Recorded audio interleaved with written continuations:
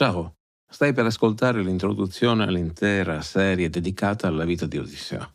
Ho pensato di introdurre questa nuova stagione con una riflessione generale sul personaggio per offrirti una chiave di lettura che ti accompagni attraverso tutti gli episodi che seguiranno.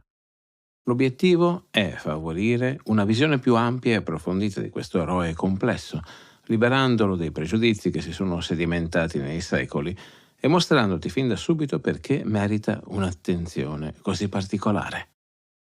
Buon ascolto. L'eroe che credevi di conoscere.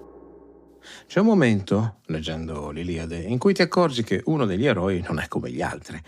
Mentre Achille insegue la gloria immortale e Aiace combatte per l'onore, mentre Diomede sfida gli dei e Agamennone rivendica il suo potere, c'è un guerriero che sembra muoversi secondo logiche diverse.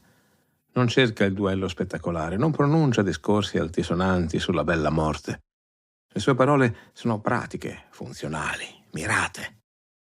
Le sue azioni non si esauriscono in se stesse, ma sembrano far parte di un disegno più ampio, di un piano che solo lui pare riuscire a vedere per intero.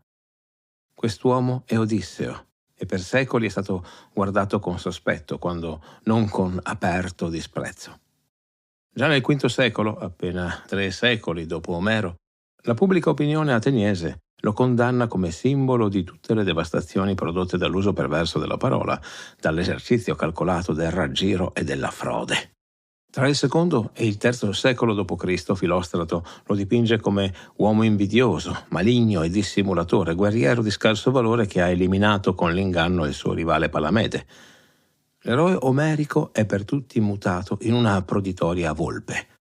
Il campione della Metis, l'intelligenza pratica e astuta, si è trasformato nel capro espiatorio di generazioni tradite da politici affabulatori, da governanti approfittatori, dai faccendieri della parola. Eppure, stranamente, questa figura così controversa è anche quella che più di tutte ha attraversato i secoli, reinventandosi continuamente. Da Omero a Dante, da Shakespeare a Joyce, Odisseo, Ulisse è l'eroe che non smette mai di viaggiare, non solo per i mari, ma attraverso le culture e le epoche. Perché? Cosa c'è in lui che continua a parlarci, a disturbarci, a interrogarci?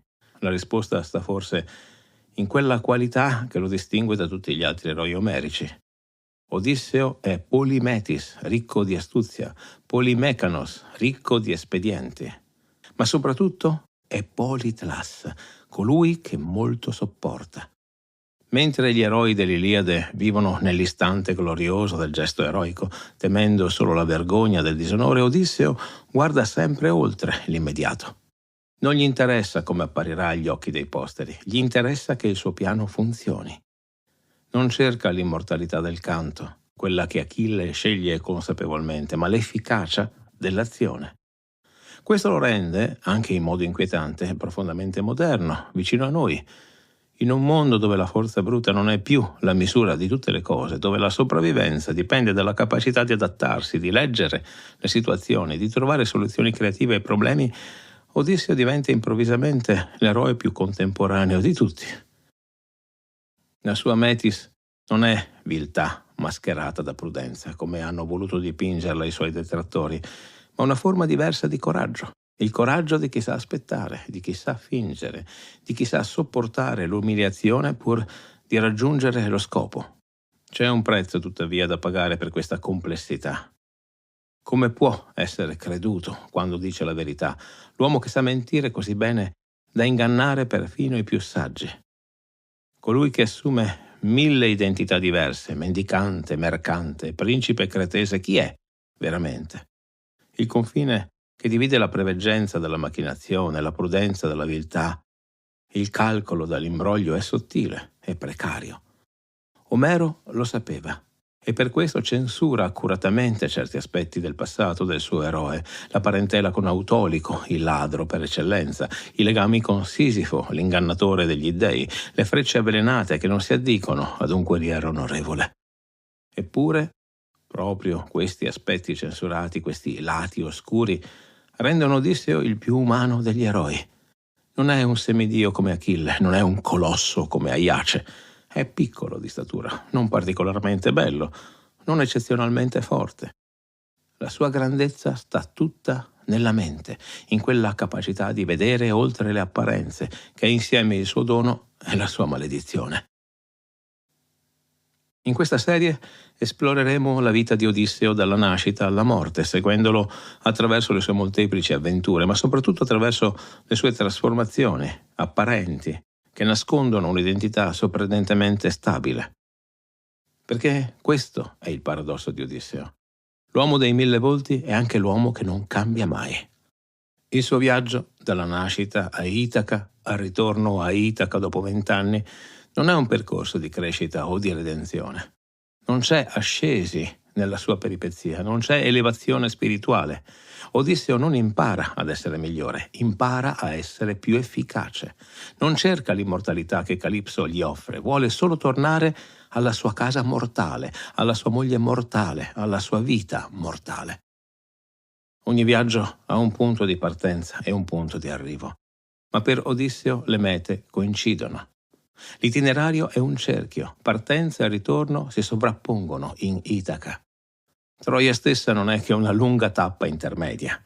Le molteplici esperienze gli insegnano ad esercitare al meglio le sue doti naturali, l'ingegno e la pazienza, ma non ampliano i suoi orizzonti, ne aprono il suo cuore.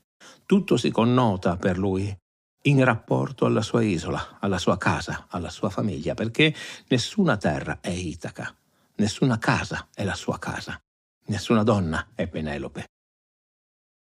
C'è una profezia posta al centro dell'Odissea che ha ossessionato i lettori per millenni.